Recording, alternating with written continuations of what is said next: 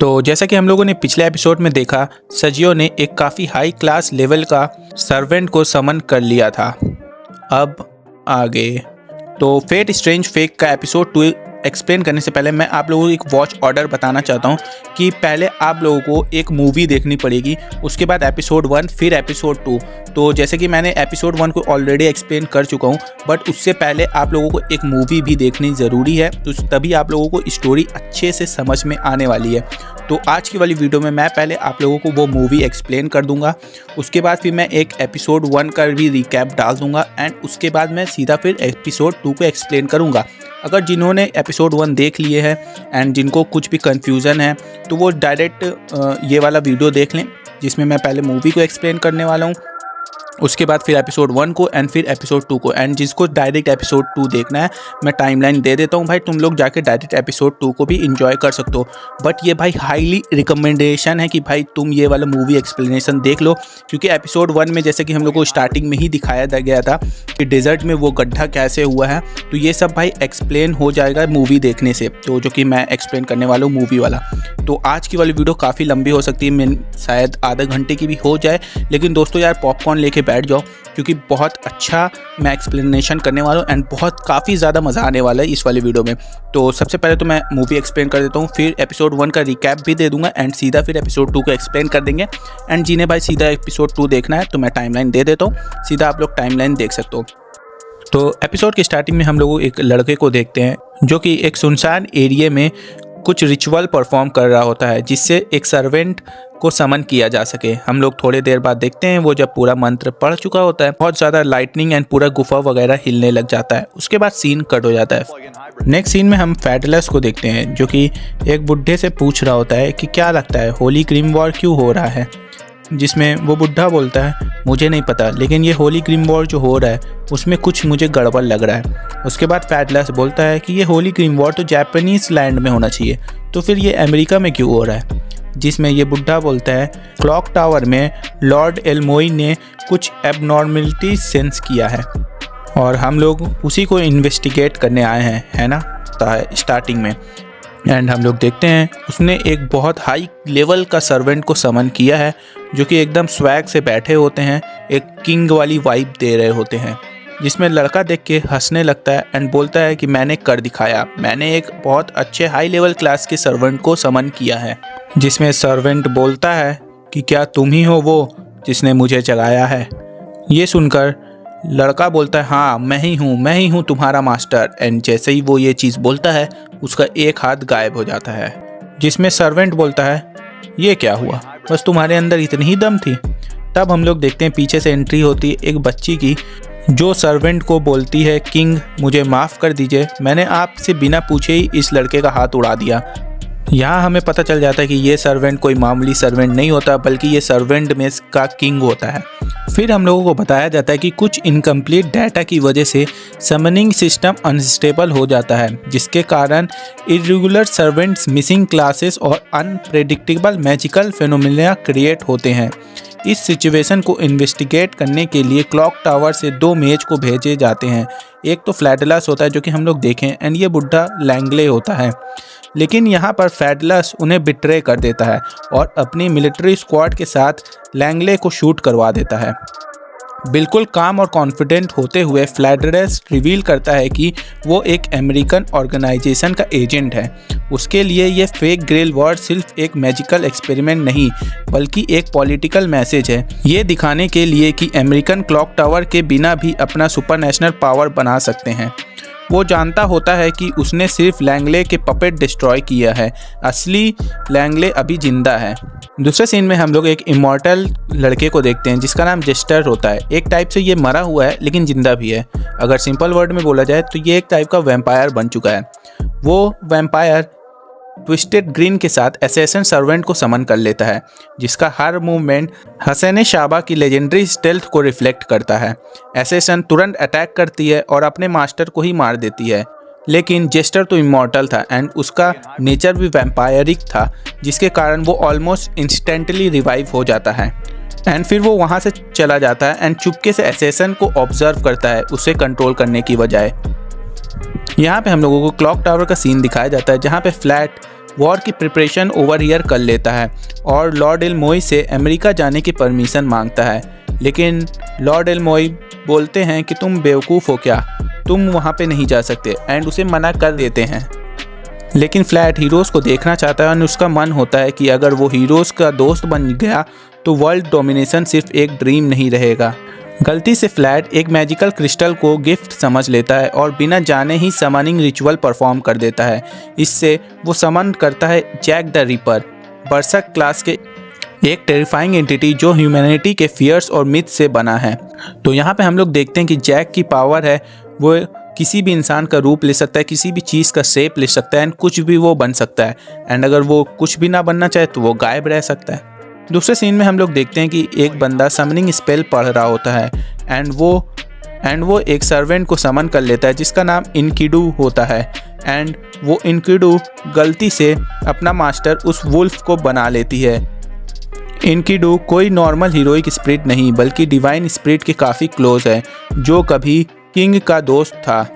Awaken होने पर इनकिडू महसूस करती है कि यहाँ पे कोई और भी सर्वेंट है। फिर उसे तुरंत पता चल जाता है कि शायद किंग भी इस बैटलफील्ड में है एंड उसे एक इनविटेबल कॉन्फ्रंटेशन का एहसास होता है। वो तुरंत किंग की तरफ बढ़ती है बैटलफील्ड के लिए रेडी होने के लिए। स्नोफील्ड के चीफ भी एक मास्टर होते हैं, जैसे कि हम लोगों ने एपिसोड 1 में देखा था, जिसका नाम कैस्टर है, जो एक आर्टिफिशियल इंजीनियर सर्वेंट होता है। ज़्यादातर एनालिस्ट और स्ट्रैटेजी के लिए ही बना होता है, कॉम्बैट के लिए नहीं। बाद में हम लोग देखते हैं कि चीफ ने 40 मेंबर के साथ एक आर्मी तैयार की है एंड उसे स्पीच देता है चीफ कि कुछ भी हो जाए हम लोग जस्टिस के ही तरफ रहेंगे। बाद में हम लोग देखते हैं कि चीफ से मिलने फ्रांसिका आती है, जो कि उसके एम्बिशंस के ऊपर मजाक उड़ाती है और हिंट देती है कि फ्रेग ग्रेल वॉर के पीछे और भी बड़े प्लान्स चल रहे हैं। वो खुद को मास्टरमाइंड नहीं बताती बल्कि एक केओस लविंग इन्वेस्टिगेटर की तरह बिहेव करती है। इसी बीच इनकिडू और किंग दोनों एक डेजर्ट पे मिलते हैं एंड उन लोगों का थोड़ा बहुत बातचीत होता है एंड फिर उसके बाद इनकिडू और किंग दोनों एक दूसरे से लड़ने लग जाते हैं। बैटल के एंड में डेजर्ट में एक मैसिव डिस्ट्रक्शन बन जाता है, जो फाइट के एंड में डेजर्ट का कुछ ऐसा हाल हो जाता है। उसके बाद हम लोगों का एपिसोड 1 स्टार्ट हो जाता है, तो यहीं पे मूवी खत्म हो जाती है एंड एपिसोड 1 स्टार्ट हो जाता है। एपिसोड 2 की स्टार्टिंग में हमें दिखाया जाता है ऑफिसर सर्वेंट से उसका नाम पूछते हैं, जिससे सर्वेंट बोलता है तुम मुझे सेबर बुला सकते हो। ये सब पुलिस चीफ सुन रहे होते हैं और बोलते हैं ये शायद किंग आर्थर हो। चीफ बोलते हैं वो लड़की का क्या हुआ जो इसकी मास्टर लगती है, जिसमें हमें पता चलता है कि वो लड़की कंफ्यूज्ड है कि ये सब कैसे क्या हो रहा है। चीफ बोलता है या तो ये लड़की सचमुच का कुछ नहीं जानती या फिर ये कोई बहुत अच्छी मैजिकल कास्टर है। चीफ बोलता है शायद इसे कोई भेजा है और जिसने इसे भेजा है उसका कोई मेंबर स्नोफील्ड में भी एंट्री कर चुका है। खैर जो भी हो, इस लड़की और उसके सर्वेंट पे नज़र रखना। चीफ पूछता है अपने असिस्टेंट से कि कास्टर का क्या हाल है, जिसमें उसकी असिस्टेंट बोलती है वो काम करने की बजाय अभी कैसीनो में जुआ खेल रहा है। उसके बाद हमें दिखाया जाता है कैसीनो में एक लड़का और जुआ खेल रहा होता है और वो कोई और नहीं किंग होता है। और यहाँ पे वो लड़की को भी दिखाया जाता है जो कि किंग के समन होने के टाइम थी, जिसका नेम टीना होता है। यहाँ पे हमें किंग सर्वेंट का भी नाम बताया जाता है जो कि होता है गिलगामेश। गिलगामेश बोलता है तो ये जगह जहाँ पे ह्यूमंस रहते हैं काफ़ी इंटरेस्टिंग जगह लगती है। फिर हम देखते हैं गिलगामेश अपने पूरे पैसे ब्लैक में लगा देता है। वहीं पे एक प्रीस्ट भी आ जाता है और पूरा पैसा ब्लैक में लगा देता है और बोलता है मैं भी अपना पैसा तुम्हारे लक पे डिपेंड करके लगा रहा हूँ। और थोड़ी देर बाद कैसीनो घूमता है और ब्लैक ही आ जाता है, जिसमें किंग गिलगामेश और वो प्रीस्ट दोनों जीत जाते हैं। प्रीस्ट गिलगामेश के पास जाकर बोलता है थैंक यू, तुम्हारे वजह से मैं जीत गया। और उसके कान के पास जाकर बोलता है किंग गिलगामेश, जिसको सुनकर किंग गिलगामेश और टीना दोनों सोच में पड़ जाते हैं कि इसको कैसे पता हम लोग कौन हैं। जिसमें किंग बोलता है तुम कौन हो। प्रीस्ट बोलता है मेरा नेम हंसा सर्विल्टिस है, मैं होली ग्रेल वॉर को सुपरवाइज करूंगा। फिर हमें सेबर का सीन दिखाया जाता है, जिसमें ऑफिसर बहुत पूछताछ कर रहा होता है और सेबर को एनॉय करता है, जिसमें सेबर बोलता है क्या तुम लोगों को एक मैजिक ट्रिक दिखाऊं। और हथकड़ी गिर जाती है और सेबर गायब हो जाता है। थोड़े ही पल में वो वापस आ जाता है एंड सारे ऑफिसर उसके ऊपर गन तान लेते हैं, जिसमें सेबर बोलता है मुझे भागना होता तो मैं कब का भाग जाता। सेबर बोलता है जो भी आप लोगों को फॉर्मेलिटीज़ करनी है जल्दी ही कर लो, मैं बस अभी तक यहाँ पे हूँ क्योंकि वो लड़की इनोसेंट है, तो जितना भी फॉर्मेलिटीज़ है पूरी कर लो, मैं शाम होते ही मैं गायब हो जाऊँगा। चीफ ये सब ऑब्जर्व ही कर रहा होता है, तभी एक लड़की आकर बोलती है चीफ आपसे कोई मिलने चर्च से प्रीस्ट आया है। यहाँ लड़की आराम कर रही होती है और जैसे ही उसका आँख हल्का सा खुलता है वो डर जाती है सेबर को देखकर, जिसमें सेबर बोलता है चिंता मत करो, मैं वॉल के आर पार भी आ जा सकता हूँ। सेबर पूछता है क्या तुम मेरी मास्टर नहीं हो, जिसमें सजियो बोलती है नहीं मैं तुम्हारी मास्टर नहीं हूँ एंड मुझे कोई होली ग्रेल वॉल में नहीं जाना है, जिसमें सेबर बोलता है ये पॉसिबल नहीं है, तुम्हारे हाथ में वो कमांड स्पेल है तो तुम चाहे जो भी कर लो तुम्हें होली ग्रेल वॉल में जाना ही होगा, ये तुम्हारा फेट है। सेबर बोलता है तुमसे ही मुझे मैजिकल एनर्जी मिलेगी तो मैं पूरा तुम पर ही निर्भर करता हूँ। इसमें सजियो बोलती है मुझे नहीं जाना किसी के साथ और ना ही मैं किसी को ऑर्डर देना चाहती हूँ। सेबर बोलता है ये नहीं हो सकता, मैं तुम्हारा बॉडीगार्ड बनूंगा, मैं ही तुम्हें बचाऊंगा, जिसमें लड़की बोलती है किससे बचाओगे, जिसमें सेबर बोलता है बाकी पार्टिसिपेंट से जो होली ग्रिम वॉल में आएंगे, भले तुम मेरी मास्टर हो ना हो बट मुझे समन तुमने ही किया है तो मुझे तुम्हारी रक्षा करनी ही होगी और तुम्हें बहुत लोग टारगेट भी करेंगे। यहाँ पर चीफ प्रीस्ट से पूछता है क्या काम है, जिसमें प्रीस्ट बोलता है मैं हंसा हूँ, मुझे बस वो सर्वेंट और उसके मास्टर से मिलना है जो तुम्हारे कस्टडी में है, जिसमें चीफ बोलता है अच्छा तो तुम कहाँ से हो, जिसमें हंसा बोलता है मैं क्लॉक टावर से हूँ, मुझे पता है तुम्हें 30 लोगों की फोर्स भी तैयार की है। चीफ बोलता है काफ़ी इन्फॉर्मेशन है तुम्हारे पास, चलो हम लोग अंदर जाकर बात करते हैं, जिसमें हंसा बोलता है नहीं मैं नहीं जाने वाला हूँ अंदर, मैं अंदर जाकर तुम्हारे जाल में नहीं फंसना चाहता। जिसको सुनकर चीफ बोलता है तुम ऑलरेडी यहाँ आकर मेरे जाल में फंस चुके हो। तभी हम लोग देखते हैं हंसा के चारों तरफ से ढेर सारे लोग आ गए हैं, जिसमें हंसा बोलता है अरे माफ़ कर दो भाई, मैं तो मामूली सा प्रीस्ट हूँ, मुझे ऐसे डराओगे तो मैं रो दूँगा। तभी कास्टर का फ़ोन आ जाता है एंड वो चीफ को बोलता है जल्दी से वहाँ से भाग जाओ या फिर तैयार रहो पूरी ताकत से लड़ने के लिए, कोई बहुत डेंजरस सी चीज़ आ रही है तुम लोगों के पास। जिसको सुनकर चीफ हंसा से पूछता है क्या तुमने अपने साथी को बुलाया है, जिसमें हंसा बोलता है अगर कोई साथी होता तो वो सामने या पीछे के दरवाजे से आता, ऊपर से नहीं।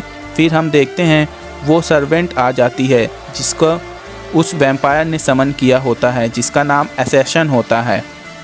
यहाँ हम देखते हैं सारे पुलिस फोर्स असैसिन के ऊपर हमला कर रहे होते हैं। हम देखते हैं चीफ के असिस्टेंट चीफ को उसका तलवार दे देती है। यहाँ पर असैसिन बोलती है ज़बनिया और उसके टेंटिकल सारे ऑफिसर्स को डोमिनेट कर देते हैं। चीफ एक गन फायर करते हैं जिसमें से 4 हीरोइक क्रिएचर निकलते हैं और सब असैसिन पर हमला करने ही वाले होते हैं। तभी असैसिन बोलती है एक्सपोज द मिराज ज़बनिया और फिर कुछ ऐसा होता है। चीफ के हीरोइक क्रिएचर उनके ही ऑफिसर पर हमला कर देते हैं। उसके बाद असैसिन चीफ पर हमला करती है जिससे चीफ किसी तरह बचता है। तभी चीफ के ऑफिसर एक गोली चला देती है जो कि किसी तरह असैसिन को लगती है और वो कुछ देर के लिए गिर पड़ती है। चीफ बोलता है ज़रूर तुम्हारे मास्टर के पास बहुत एनर्जी होगा तभी तुम इतना पावरफुल हो, जिसमें असैसिन बोलती है मुझे नहीं पता कौन है मेरा मास्टर, ना ही मुझे होली ग्रेल वॉल से लेना देना है, मैं खुद के मर्जी से काम करना चाहती हूँ।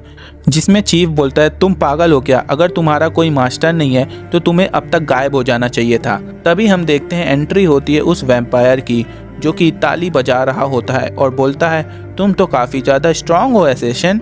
चीफ बोलता है कि कौन हो तुम, जिसमें वो वैम्पायर बोलता है मैं वो हूँ जो कभी नहीं मर सकता।